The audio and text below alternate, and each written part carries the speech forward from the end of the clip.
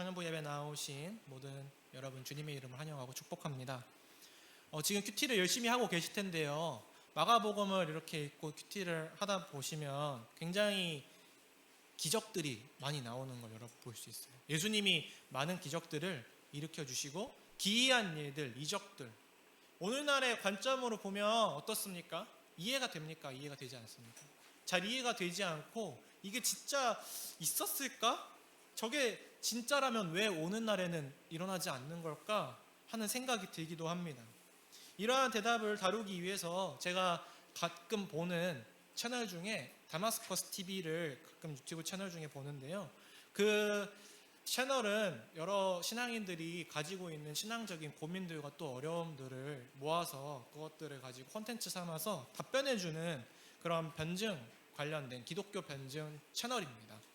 근데 이 유튜버가 이 모든 질문들을 모아서 한번 책을 냈었어요. 교회 구석에서 묻는 질문들이라는 책인데요. 이 책 내용이 좋아서 한번 여러분 시간 되시면 구매해서 읽어보시기를 추천드립니다. 그 책의 챕터 9, 9번째 그 질문을 보면요. 성경 속 기적이 실제로 일어날 수 있을까라는 질문에 대해서 다루고 있어요.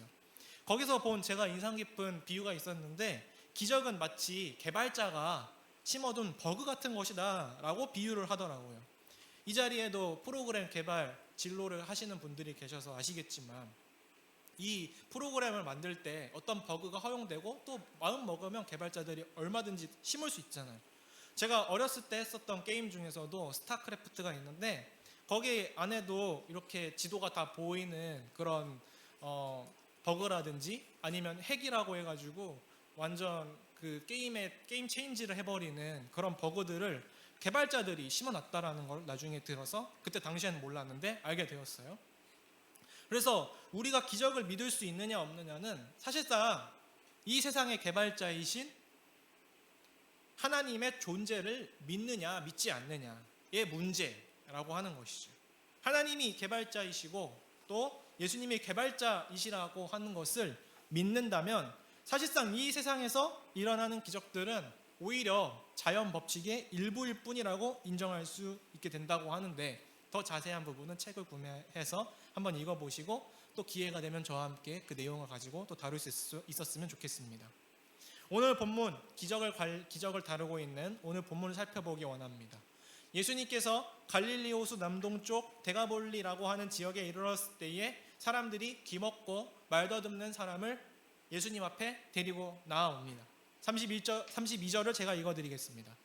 사람들이 귀먹고 말 더듬는 자를 데리고 예수께 나와 안수하여 주시기를 간구하거늘. 아멘. 예수님 앞에 데리고 나온 이 사람은 듣고 싶어도 듣지 못하고 잘 듣지 못하니까 말하는 것도 어눌하고 말하는 것에 장애가 있었던 사람이었습니다. 이러한 사람을 통칭할 때 두 글자로 하는 뭐라고 부르는데 혹시 아시나요? 농아라고 말하죠. 제가 이 농아라고 하는 이 표현을 대학교 시절에 제가 개인적으로 장애인에 대한 좀 마음이 있었어서 교양 과목으로 수어수아의 이해라는 과목을 들으면서 알게 되었어요. 이런 그 귀머거리와 동시에 말 못하는 사람, 이런 사람을 농아라고 말하는구나. 근데 제가 그 수업을 들으면서 느꼈던 게 뭐였냐면 시험 성적이 안 좋았던 게 기억이 나면서 순간 굉장히 어렵다, 답답하다라는 것을 굉장히 수업을 들으면서 많이 느꼈어요. 이 수어를 배우는 과정이 또 하나의 외국어를 배우는 느낌이었어요. 마치 외국어를 배울 때 우리가 편하지가 않잖아요. 근데 이 수어를 배우는 게 그런 느낌이었고 우리에게 주어진 우리가 너무 자연스럽게 듣는 이 청각과 우리가 이렇게 말하는 것 이게 얼마나 감사한 축복이고 또 은혜인지 감사한 것인지 개인적으로 깨닫는 시간이었습니다. 이 농아를 예수님이 대하시는 모습이 저는 개인적으로 굉장히 감동적이었습니다. 어떻게 하십니까? 우리 33절 말씀 한번 같이 읽어봅시다. 시작. 예수께서 그 사람을 따로 데리고 무리를 떠나사 손가락을 그의 양 귀에 넣고 침을 뱉어 그의 혀에 손을 대시며. 아멘. 여기서 제가 유의 깊게 봤던 것은 이 사람을 따로 데리고 가셨다라고 했던 것입니다. 아마 제가 생각했을 때 그 이유는 이 농아를 배려하셨기 때문이라고 보입니다. 지금까지 이 사람은 다른 사람들과 자유롭게 관계를 하는 사람이었어요? 관계하지 못하는 사람이었어요? 그렇게 어려웠던 사람인 것이죠. 장애가 있기 때문에. 그러다 보니까 이 당시에는 병이 있고 장애가 있고 그런 사람들은 다 신에게 저주받은 사람이다 하여서 사람들이 다 멀리했다 보니까 이 당시에는 굉장히 멸시를 받고 무시를 당하던 사람이었을 거예요. 이런 사람을 예수님께 대해 주실 때 마치 우리가 특별한 사람을 만날 때에는 따로 특별한 곳에 데려가서 모시고 만나는 것처럼 이 사람을 데리고 다른 곳으로 가시는데 그때 오히려 더 마음에 편안한 마음을 가졌을 것이고 또 믿음을 가지게 되는 더 좋은 환경을 형성하시려고 따로 데려가셨다라고 보여집니다. 이러한 특별한 배려를 해주셨다는 것 외에 한 가지 더 특이한 것은 기적을 베풀어 주시긴 하시는데 굉장히 특이한 제스처들을 사용하셨다라고 하는 거예요. 이 사람에게 예수님은 이러한 특이한 제스처들을 사용하지 않고 그냥 능력을 발휘하시면 치유가 일어나고 기적이 일어날 수 있었을 거라고 생각합니다. 그런데 예수님은 어떻게 하시면 손가락을 귀에 넣으시고 또 자신의 침을 손에 뱉으셔서 그 혀에 손을 대셨습니다. 왜 이런 제스처를 특별하게 취하셨을까 고민을 해보니까 지금 이 장애인의 이 농아의 특성을 보니까 보기만 하지 잘 듣지 못하고 잘 말하지 못하니까 이 농아에 믿음을 주기 위해 어떤 외적인 행동을 더하셨다라고 판단하셨던 것 같습니다. 그래서 그의 귀와 입이 치유되리라는 것을 과도한 제스처로 표현하시지 않았을까 이런 생각이 듭니다. 이어서 34절 말씀을 함께 읽어보겠습니다. 34절 말씀입니다. 시작. 하늘을 우러러 탄식하시며 그에게 이르시되 에바다 하시니 이는 열리라는 뜻이라. 아멘. 예수님께서 탄식하시면서 에바다라고 외치셨습니다. 이 에바다 하고 외치는 이 말이 어떠한 특별한 마법적인 주문, 의미 없는 주문일까요? 그렇지 않습니다. 이 주문은 주문이 아니라 아람어인데요. 전에 수련회 때도 큐티 할 때 아람어로 달리다곰 하는 그 본문이 나왔어가지고 저한테 질문을 주셨던 분들이 계세요. 이게 언어냐, 아랍어냐 이렇게 물어보시는 분 계셨는데 질문 주셔서 너무 감사했고요. 이 아람어는 예수님이 쓰시는 예수님의 모어입니다. 예수님 평상시 쓰시던 말이에요. 그리고 이 당시 이 지역 이스라엘과 주변 갈릴리 지역에서 널리 쓰이던 공용어였습니다. 국제 공용어였어요. 이 지역 주변에서 쓰이던. 그래서 히브리어도 이 아람어에서 많은 부분 파생되고 영향을 받았다라고 언어학적으로 이야기합니다. 그래서 예수님께서 에바다라고 말씀하신 것은 열려라라고 우리 말로 외친 것과 똑같은 거예요. 그래서 열려라라고 외쳤을 때 그것이 예수님의 그 신적 권위와 능력에 의해서 그 선포에 의해서 그 단순한 그 외마디 명령에 이 농아는 즉시 고침을 받고 또 온전하게 되었고 모든 기능이 회복되었습니다. 참으로 놀랍고 대단한 기적이 아닐 수가 없습니다. 그러면 이 기적이 단순히 육체적으로 병고침을 얻은 데에서 끝난 육체적인 치유에 관한 그런 말씀일까요? 많은 성경학자들은 이 본문을, 이 말씀을 보고 단순히 육체적인 치료가 아니라 영적인 치료라고 봅니다. 영적인 지각이, 영적인 감각이 열려진 사건이라고 봅니다. 왜냐하면 그 전후에 예수님께서 이 농아를 고치기 전에 하늘을 우러서 탄식하시는 상징적인 행위를 취하기도 하시고 하늘을 우러른다는 것은 하나님께 간구한다는 것이죠. 그리고 그로 인한 사람들의 반응과 고백을 특별하게 이 마가가 기록하고 있는데 그가 모든 것을 잘하였도다 라고 말하는 것은 이 기록은 하나님께서 창세기에 창조를 하시고 나서 참 보시기에 좋았더라 라고 하는 그 단어와 동일한 단어가 여기에 사용된 것을 보아하니 이 의미를 기록한 데에는 이 사람이 온전한 회복, 정말 창조하셨던 그 모습 그대로의 회복을 지금 얻었구나 라고 하는 것을 사람들의 입을 통해서 고백하는 것을 기록한 것을 보고 이건 육체적인 치유에서 그치는 사건이 아니라 영적인 치유다 라고 그렇게 보는 것이죠. 여러분 이제 이 말씀을 우리에게 좀 적용을 해볼 차례인 것 같습니다. 여러분 어떠십니까? 영적인 지각이, 영적인 감각이 열려 있으십니까? 하나님을 만나셨다고 여러분 느끼시나요? 하나님을 계속해서 지속적으로 만나고 하나님의 음성을 잘 듣고 계시다고 여러분 느끼시나요? 그러한 경험을 하고 계신 분도 계시고 또 아닌 분도 계실 거예요. 이미 영적인 경험을 영적인 지각이 열리는 경험을 하신 분도 계실 거고, 아직 그것을 사모하고 기도하지만 아직 경험하지 못하신 분들도 계실 거예요. 그러나 아직 한 번도 이러한 경험을 하지 못하셨다고 하더라도 용기를 잃지 마시고 하나님을 계속 구하셨으면 좋겠습니다. 왜냐하면 하나님을 이미 만나서 영적인 지각이 열려졌다라고 하는 사람들도, 저도 마찬가지인데, 여전히 하나님을 더 알고 싶은 마음에서 동일하고, 여전히 하나님을 더 잘, 하나님의 말씀을 듣고 싶은 데서 동일하고, 더 잘 전하고 잘 복음을 전하고 싶은데 그게 어려운 건 여전히 동일하기 때문이에요. 어떤 말이냐 하면, 이미 예수님을 만난 신앙인이라고 할지라도 우리의 영적인 청력과 언어가 이제 열리기 시작했기 때문에 매일매일 삶 속에서 하나님을 더 깊이 만나고 싶고, 더 음성을 더 깊이 듣고 싶고, 그 영적인 힘이 정말 열려져서 자유롭게 하나님을 전하고 또 찬양하고 싶지만 완전히 열리지 않은 것 같은 느낌적인 느낌이 들 수 있다라고 하는 것이죠.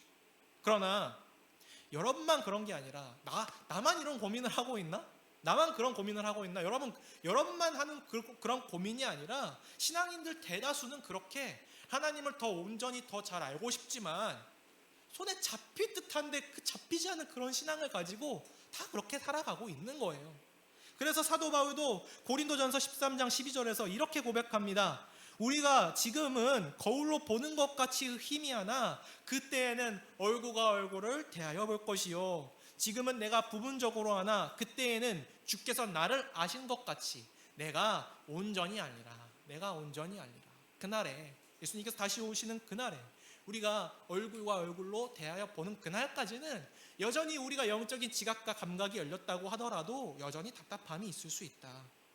어쩌면 우리 모두가 예수님이 외친 그 선포, 에바다라는 선포, 열려라 라고 한 이 선포를 계속 외치면서 구해야 하는 그런 상황인지도 모르겠습니다. 현실적으로는 우리가 예수님 다시 오실 때까지 예수님의 음성을 들으면서 나아가고 싸우고 이겨야 되는데, 그러기에는 영적 전쟁들이 너무 우리 삶 속에서 너무 많이 펼쳐지고 있다는 문제가 있어요. 하나님의 음성을 듣고 직접 싸워서 이 말씀을 가지고 승리해 나가야 되는데 하나님의 음성이 잘 들리지 않아요. 그러면 우리는 어떻게 합니까? 하나님의 음성을 듣고 싶은데 하나님의 음성을 듣지 않아요. 어떻게 하나님의 은혜를 받고 하나님의 뜻을 구하고 하나님의 마음을 헤아립니까? 전쟁이 나고 총알이 빗발치고 있는데 어떻게 해야 합니까?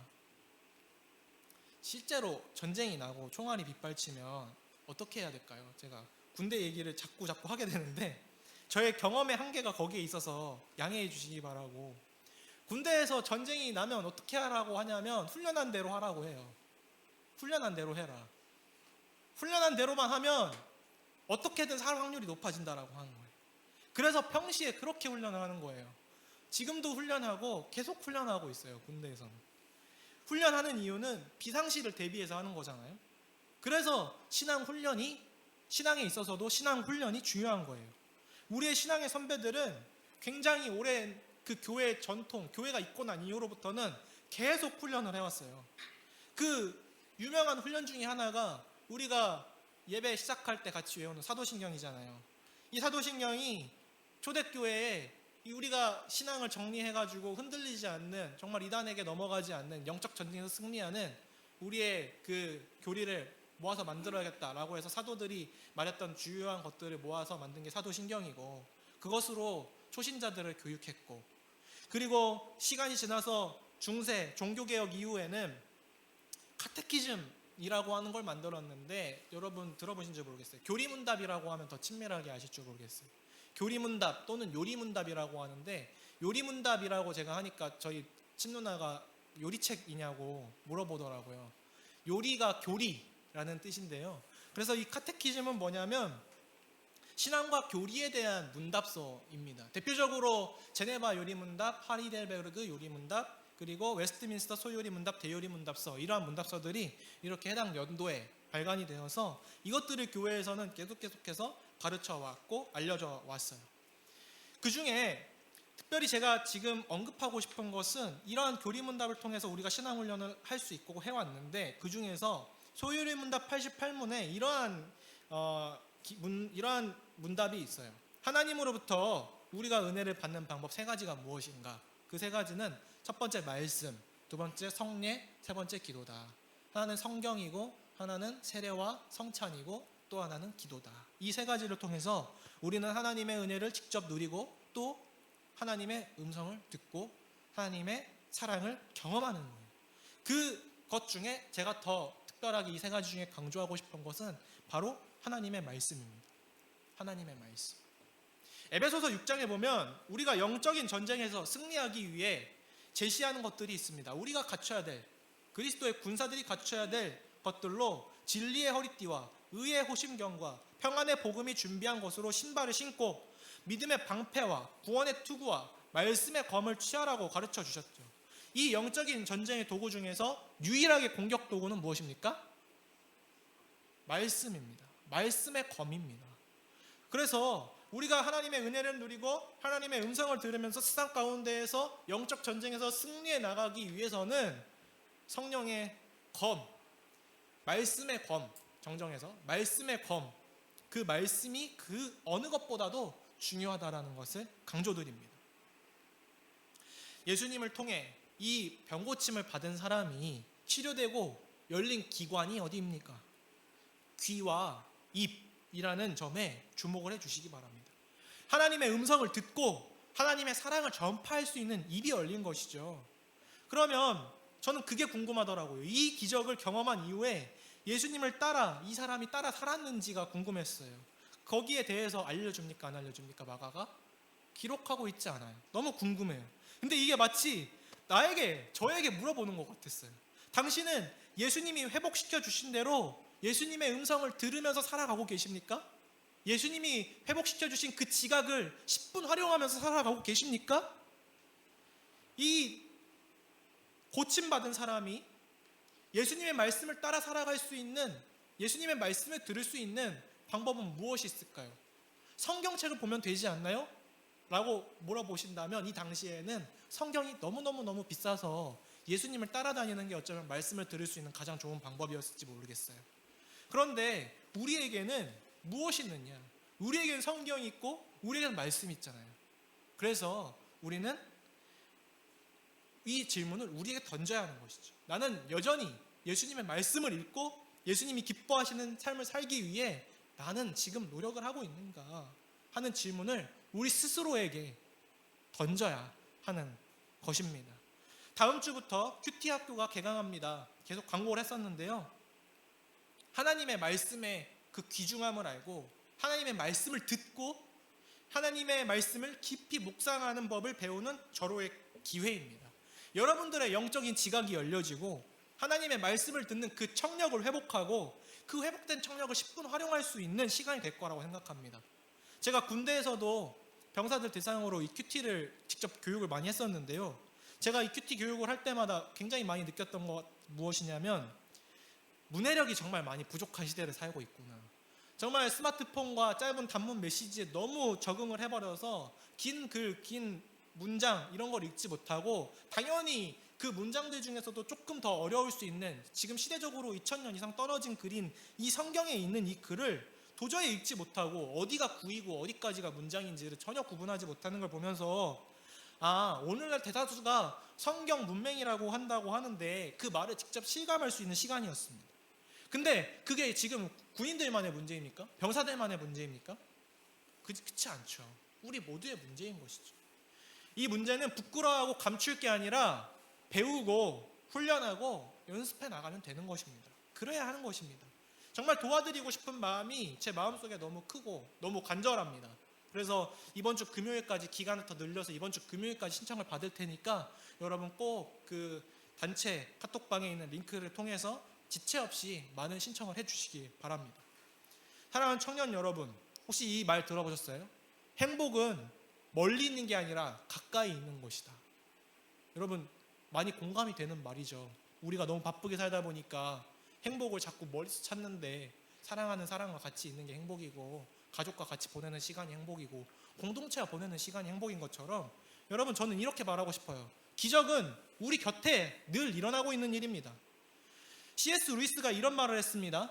기적은 창조 세계 안에서 일어나는 일들의 시간과 규모의 문제이다. 기적적인 치료는 우리 몸에 설계해 두신 면역력과 자기 치유의 능력을 시간과 규모 면에서 극대화시킨 것이고, 수천 명을 먹이신 사건은 오늘도 지구촌에서 수십억 명이 음식을 먹으며 생존하는 기적을 한 자리에서 한 시간 한 공간 안에서 일으키신 것뿐이다 라고 말했어요. 우리 주변에서 늘 기적이 일어나고 있습니다.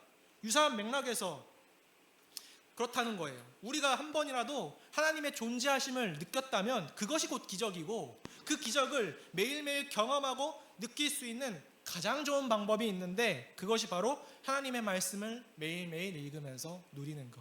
그게 여러분 진짜 기적입니다. 그 기적을 여러분이 경험하셨으면 좋겠습니다.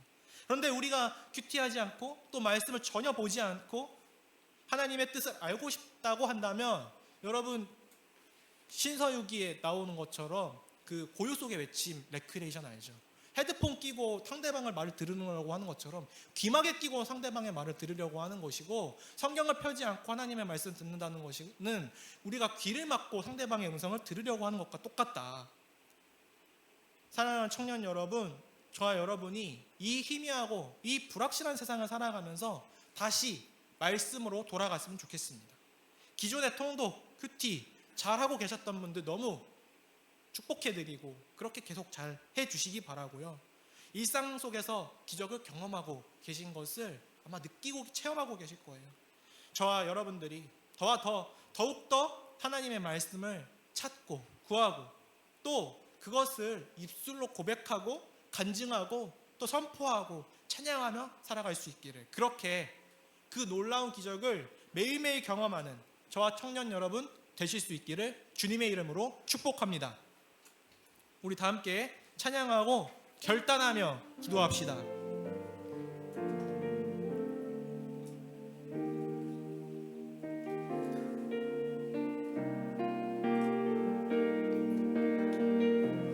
말씀 앞에서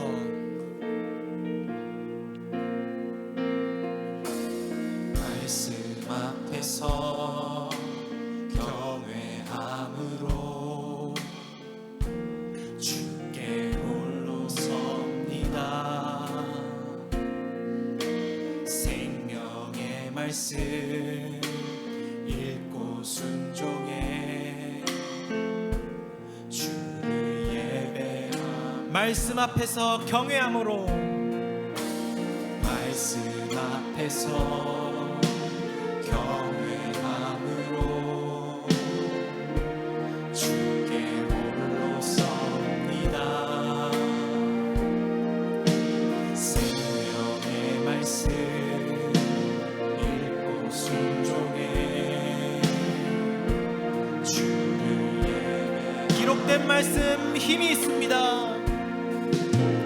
기록된 말씀 힘이 있어서 진리로 우리 거룩해 하며, 거룩한 말씀 세세 영원히 복음이 되어 말씀하시네. 하나님 말씀에, 하나님 말씀에 두려워 떠는 자, 그 말씀에 생명을 거는 자, 한 사람 찾으시는 주님의 약속을 믿어. 하나님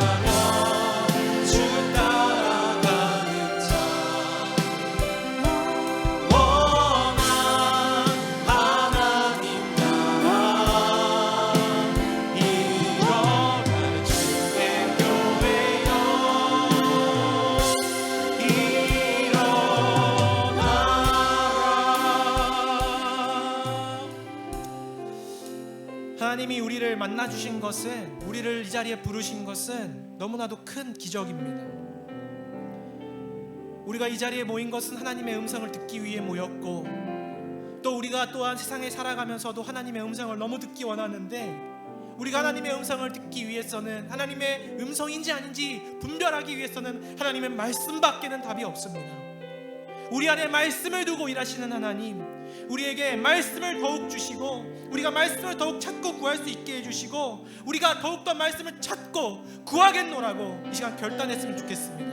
우리 기도 제목 가지고 함께 주님의 이름 한번 크게 외치고 결단하며 기도하겠습니다. 주여,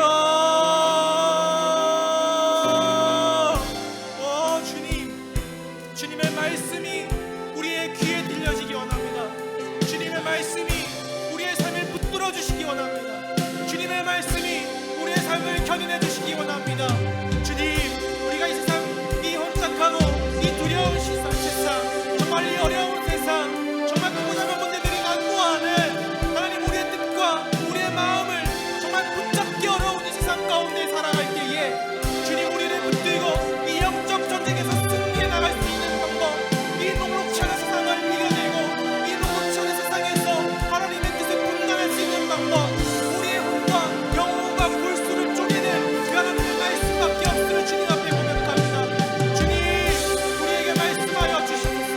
우리가 매일매일 주님 다시 삶으로 돌아가서 삶에서 기적이 일어나는 것을 보게 원합니다.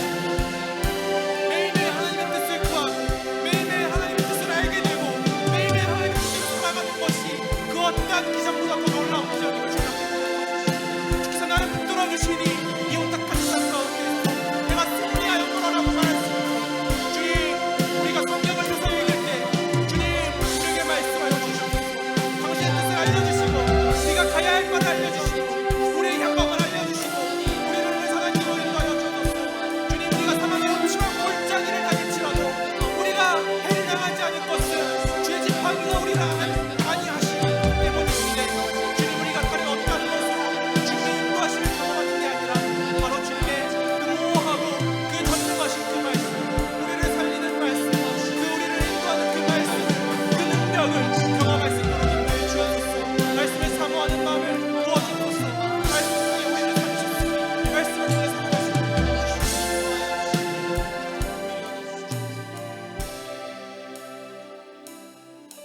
사랑의 주님, 우리가 하나님으로 인해 살아났으니 하나님으로 인해 살아가기 원합니다.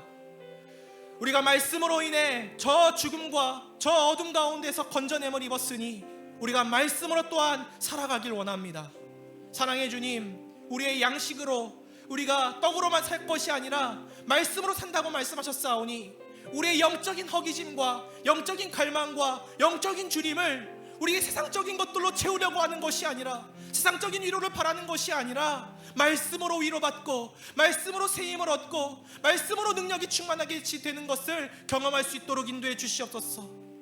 우리를 말씀으로, 그 말씀의 지팡이로 우리가 갈 길을 안위해 주시는 하나님, 우리에게 오늘 말씀하여 주시되, 각 사람이 성경의 말씀에 펴서 읽을 때에 그때마다 필요한 말씀을 허락하여 주시고, 주님의 말씀을 그들의 심중에 새겨주시고, 그들에게 세임을 주시고 새로운 능력을 주셔서 그들이 날마다 하나님과 동행하고 있다라는 놀라운 경험을, 그 놀라운 기적을 그들의 일생 가운데에 사랑하는 우리 청년들이 한 사람 한 사람의 일생 가운데 경험할 수 있도록 인도하여 주옵소서.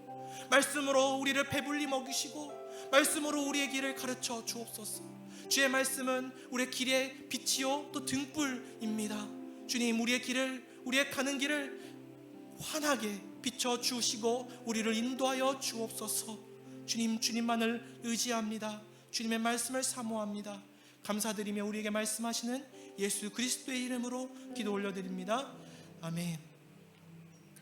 이제는 우리 주 예수 그리스도의 은혜와 아버지 하나님의 사랑과 성령의 교통하심이 이 자리에 모인 모든 무리 위에 주님의 말씀을 더욱더 사모하고 읽고 펴서 읽고 고백하고 전하겠노라고 결단하는 주의 자녀들 머리머리 위에 이제로부터 영원토록 함께 있을지어다. 아멘.